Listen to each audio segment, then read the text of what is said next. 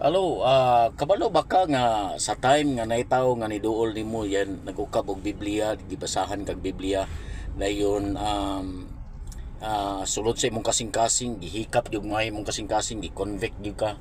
That's the time nga imong paminawan ang balaan nga espiritu. Kay ngano man nakigstorya siya nimo kay ningon gani ang Biblia, faith cometh by hearing and hearing by the word of God. So ang pagtuo ko no nagagikan sa pagpaminaw sa pulong sa Ginoo and nagagikan sa pagpaminaw naminaw sa pulong sa Ginoo. So that's the time nga imong i-accept, imong dawaton, imong gidod nga tuhuan, and that's the time nga niingon ang Biblia sa Roma chapter 8 verse number 14, for as many as are led by the Spirit of God, they are the sons of God. So mahimo kang anak sa Dios. Kadako sa benepisyo na itaw nga niduol nimo, nisultis ka matuoran, and then imong gidawat sa Kristo, nituo ka. Naingon ang Biblia, pagilid ka sa balaan nga espiritu, naingon ang Biblia, nahimo kang anak sa Dios. Imagine mo na, kanindot nga blessing na.